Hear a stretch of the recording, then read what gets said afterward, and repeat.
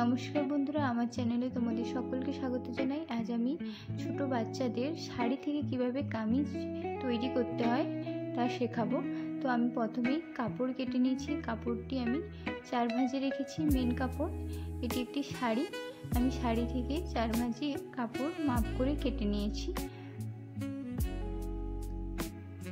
একই মাপে আমি ফলস কেটে নিয়েছি, কিন্তু যেহেতু কামিজে আমরা ফলস শর্ট দিই তাই ফলসটি আমি ছোট করে কেটেছি। তো মাপগুলি তোমাদের সঙ্গে শেয়ার করছি।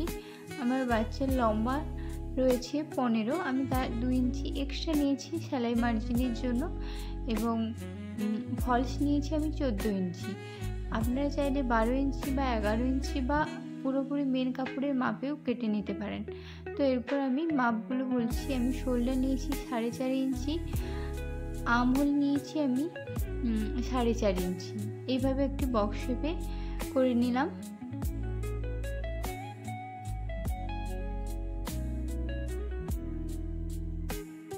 এরপর আমি গলার মাপ নেব। গলা নিয়েছি আমি 2 ইঞ্চি এবং গলার লম্বা নিয়েছি আমি 2.5 ইঞ্চি। আপনারা আপনাদের মাপ অনুযায়ী নিয়ে নেবেন। এটি আমি 2 বছরের বাচ্চাদের, 2 বছর 3 বছরের বাচ্চা অবধিও হবে, তো আমি সেই অনুযায়ী আমি মাপ দিয়ে করেছি। তো এবার যে যার বডির মেজারমেন্ট অনুযায়ী মাপ করে নেবেন। এখানে কোমরের মাপ, তার ঝুল যতটা হবে তার থেকে হাফ করে কোমরের মাপ নিয়ে নিতে হবে।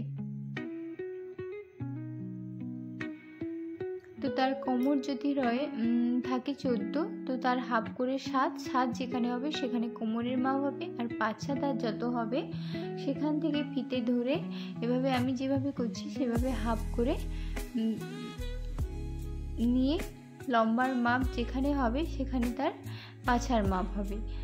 এটি হচ্ছে ছোট বাচ্চাদের ক্ষেত্রে। আর বড়দের ক্ষেত্রে 7, তারপরে থাকে 14, তারপরে থাকে 21। এটি যেহেতু বাচ্চা, তো তার বডি পুরোপুরি সমান, তো এখানে কোনো চেস্ট বড় বা কোমর ছোট কোনো জায়গা নেই। তো যেহেতু ছোট বাচ্চা, আমি তার জন্য এক্সট্রা কাপড় 2 ইঞ্চি রেখেছি, যেহেতু বাচ্চা বড় হবে। তো এইভাবে আমি মাপ করে কেটে নিয়েছি। আমি 2 থেকে 3 বছরের বাচ্চার মাপ এটি বলছি। তো বাচ্চা যদি রোগা হয় তাহলে সে 5 বছর অবধি পরতে পারবে। শুধুমাত্র চেস্টের মাপ বেশি হবে এবং কোমরের মাপ, পাছার মাপটা বেশি হবে। গলা যে মাপ সেই মাপ অনুযায়ী থাকবে। তো আমি মাপ অনুযায়ী কাঁচি দিয়ে কেটে নিলাম।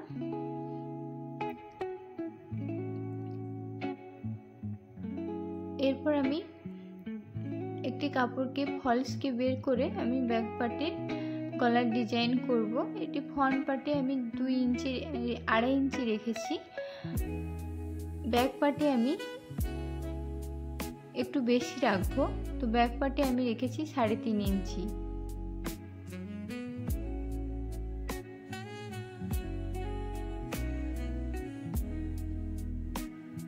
তো এভাবে আমি চৌকো মাপ নিয়ে কেটে নেব।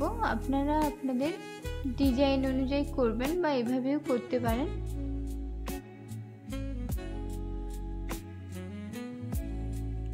এটি আমার ব্যাক পার্ট আর এটা ফ্রন্ট পার্ট। আমি ফ্রন্ট পার্টে আর্মহোল একটু ডিপ করে কেটে নিচ্ছি। যেহেতু এটি ছোট বাচ্চা, না কাটলেও চলে, তো আমি সামান্য একটু কেটে নিলাম। তো আমার কাটিং রেডি হয়ে গেছে। এরপর আমি স্টিচিং করব। স্টিচিংয়ের জন্য আমি মেন কাপড়টিকে সোজা দিকে রেখে তার উপরে আমি ফলস দিয়ে গলা বরাবর সেলাই করে নেব। যেমন কামিজ সেলাই হয় সেই একইভাবে সেলাই করে নিতে হবে।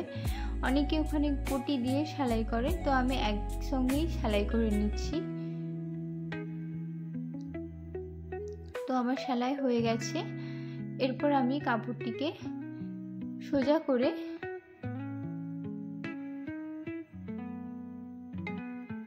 গলাটি আমি কেটে নিলাম এবং ছোট ছোট করে কাট লাগিয়ে নিচ্ছি, যাতে কাপড়টি খুব সহজেই সোজা করা যায়।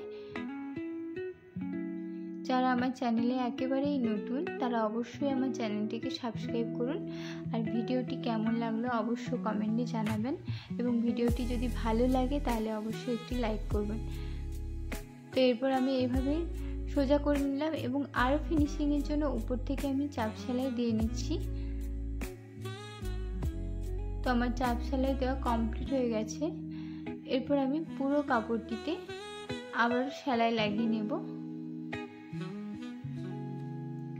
তো আমি সেলাই করে নিয়েছি। এরপর এক্সট্রা কাপড়গুলোকে পিন খুলে আমি কাঁচি দিয়ে কেটে নেব।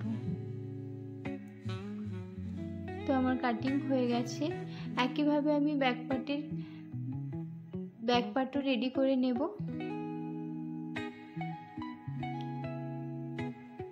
আমি ভালো আরও ফিনিশিংয়ের জন্য আমি পাইপিং লাগিয়ে নিয়েছি গলায়, যাতে দেখতে সুন্দর লাগে। তো তার জন্য আমি পাইপিং লাগিয়ে নিয়েছি। আপনারা পাইপিং লাগাতে পারেন, এমন না লাগালেও চলবে। এবং নিচ তলাটা মুড়ে নিয়েছি।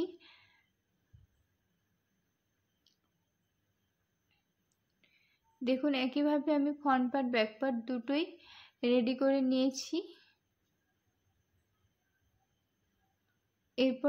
এরপরের কাজ হচ্ছে কাঁধ জুড়ব, এবং তার মাপ অনুযায়ী সাইড সেলাই হবে, দিলে পুরো কামিজটি রেডি হয়ে যাবে।